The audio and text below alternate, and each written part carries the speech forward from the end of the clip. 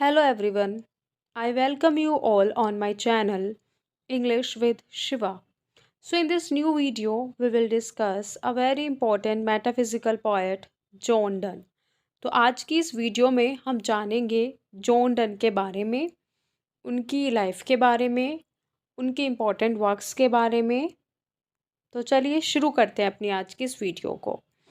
Dunn was born in London between January 24th and June 19, 1572, in a precarious world of English recusant Catholicism, whose pulse his family well knew. His father, John Donne, was a Welsh ironmonger. His mother, Elizabeth Haywood Donne, a lifelong Catholic, was the great niece of the martyr Sir Thomas More. तो John Donne का जन्म कहाँ हुआ था? इनके जन्म को लेकर मतभेद है। कुछ लोग मानते हैं 24 जनवरी को हुआ था, कुछ लोग मानते हैं 19 जून को हुआ था, या फिर इसके बीच में हुआ था 1572 में। कहाँ पे हुआ था? लंदन में। ये एक कैथोलिज्म फैमिली से बिलोंग करते थे। इनके फादर का नाम क्या था? जॉन डन, जो कि एक आयरन मॉन्गर थे, यानी कि एक दुकानदार थे। उनकी मदर भी एलिजाबेथ डन थी, जो कि किसकी नाइस थी? उसका नाम था सर थॉमस मो। ये भी एक इम्पोर्टेंट राइटर रहे हैं अपने टाइम के। John Donne was an English poet, scholar, soldier and secretary born in a recusant family who later became a cleric in the Church of England. है ना? एक पोएट भी थे, एक स्कॉलर भी थे, सोल्जर भी थे, सेक्रेटरी भी थे, है ना? और बाद में वो क्या बन गए? चर्च में क्लर्क भी बन गए थे इंग्लैंड में। Under royal patronage he was made dean of Saint Paul's cathedral in London, है ना? सेंट पॉल कैथेड्रल लंदन में वो प्रीस्ट बन गए थे। He is considered the preeminent representative of the metaphysical poets, है ना? उनको मेटाफिजिकल पोएट्स का प्रीएमिनेंट रिप्रेजेंटेटिव भी माना जाता है। His poetical works are noted for their metaphorical and sensual style and include sonnets, love poems, religious poems, Latin translations, epigrams, elegies, songs and satires. देखो, उन्होंने लव पोम्स भी लिखी हैं, सोनेट्स भी लिखे, रिलीजियस पोम्स भी लिखी, लेटिन ट्रांसलेशंस भी करे, एपिग्राम्स भी लिखे, एलिजीज भी लिखी, सॉन्ग्स एंड सटायर्स भी करे। He is also known for his sermons. तो याद रखना, देखो कितना अच्छा कंट्रीब्यूशन उन्होंने लिटरेचर में दिया है। नेक्स्ट है, while sitting in Queen Elizabeth's last parliament in 1601, Donne secretly married Anne More, the 16-year-old niece of Lady Egerton. Donne's father-in-law disapproved of the marriage, है ना? जब वो क्वीन एलिजाबेथ के लास्ट पार्लियामेंट के सेशन में थे 1601 में, तो उन्होंने सीक्रेटली मैरिड कर ली थी किससे? एन मोर से। जब वो कितने साल की थी? 16 ईयर्स ओल्ड थी, और किसकी नाइस थी? लेडी एगर्टन की। लेकिन उनके फादर इन लॉ ने उनकी मैरिज को डिसअप्रूव्ड कर दिया था। John Donne was an English poet, preacher, metaphysical poet and Anglican priest. देखो कितना सारा कॉन्ट्रीब्यूशन वो हमारे लिटरेचर को दे रहे हैं। एक प्रीचर भी रहे हैं, एक पोएट भी रहे हैं, एक मेटाफिजिकल पोएट भी रहे हैं, एंड एंग्लिकन प्रीस्ट भी वो रहे थे। He is best known for his love poems, the focus on themes such as love, death and religion. तो उनकी poems के जो theme होते थे, love, death and religion theme होते थे। He wrote many poems, sermons, letters and essays and is recognized as one of the greatest poets in English language. उनको English language का greatest poet माना जाता है। Important facts related to John Donne, है ना? John Donne से संबंधित हम इम्पोर्टेंट फैक्ट्स को जानते हैं। सबसे पहला इम्पोर्टेंट फैक्ट्स है, उनको मेटाफिजिकल पोइट्री के अपने विशेष कंट्रीब्यूशन के लिए हम लोग याद करते हैं। इंट्रोडक्शन देखते हैं कि मेटाफिजिकल पोइट्री होता क्या है, किस थीम पे लिखा जाता है।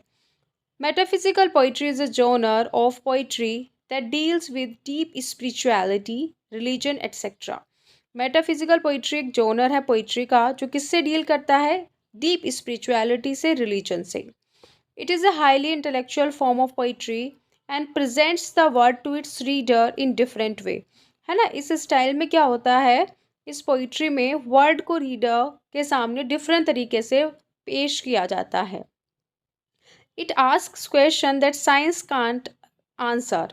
है ना, इस तरह के क्वेश्चन होते हैं कि उसका आंसर साइंस भी नहीं दे सकता। Metaphysical poetry prompts the reader to question their reality and existence. है ना, देखो प्रॉम्प्ट्स का मतलब यहाँ पे क्या है, संदेश से है। तो मेटाफिजिकल पोइट्री हमें संकेत देती है या संदेश देती है कि रीडर्स को किससे क्वेश्चन पूछना चाहिए, रियलिटी से और एग्जिस्टेंस से संबंधित क्वेश्चन को पूछना चाहिए। Metaphysical poetry prompts the reader to question their reality and existence. The word meta means after, so the literal translation of metaphysical is after the physical. Basically, metaphysics deals with questions that can't be explained by science, such as, for example, does God exist? Is the soul eternal? Is fate real? Is our world real or a projection? Is everything that happens already pre determined. तो इस तरह के questions होते हैं, इस तरह के themes होते हैं, इस तरह के रियलिटी के एग्जिस्टेंस के बारे में मेटाफिजिकल जो पोइट्री होती है, जोनर है, वो इस तरह के बारे में बात करता है।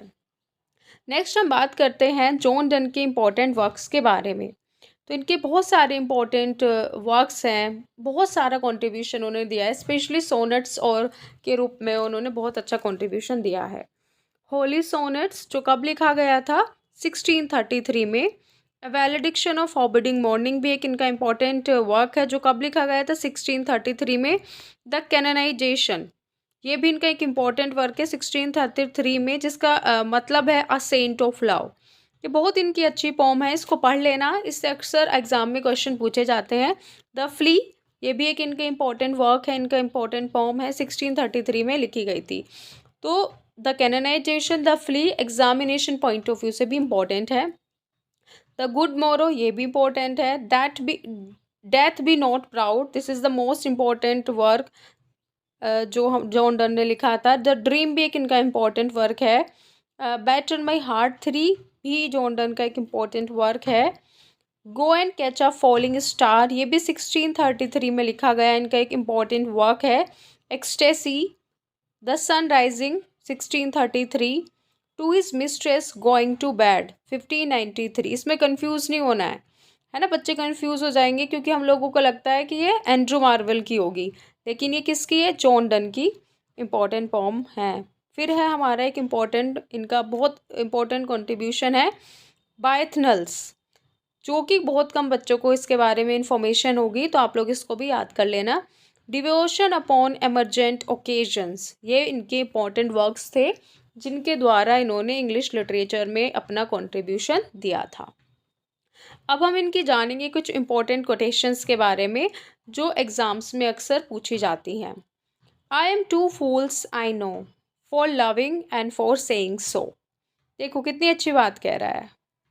नेक्स्ट वो कहता है no man is island entire of itself. भाई बहुत अच्छी कोटेशन है, बहुत अच्छे मैसेजेस वो अपनी कोटेशंस के द्वारा हम लोगों को दे रहा है। नेक्स्ट इम्पोर्टेंट है इनकी, death is an ascension to a better library. देखो कितनी ब्यूटीफुल कोटेशन उसने यहाँ पे हम लोगों को बताई है। नेक्स्ट है and who understands not me because if I did I would forgive it all. ये भी एक इम्पॉर्टेंट है। बी दाइन ऑन पैलेस और द वर्ड्स दाई जेल। कितनी अच्छी लाइन्स उसने बोली हैं।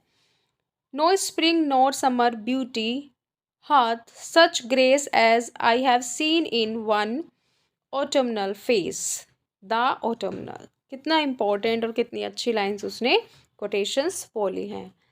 Love built on beauty soon as beauty dies. देखो क्या कह रहा है, लव जो है आजकल का जो लव है ब्यूटी से बिल्ड होता है, सुंदरता को देख कर होता है, लेकिन सून एज ब्यूटी डाइज, लेकिन बहुत जल्द ही ये ब्यूटी डाई हो जाती है, यानी कि ख़त्म हो जाती है।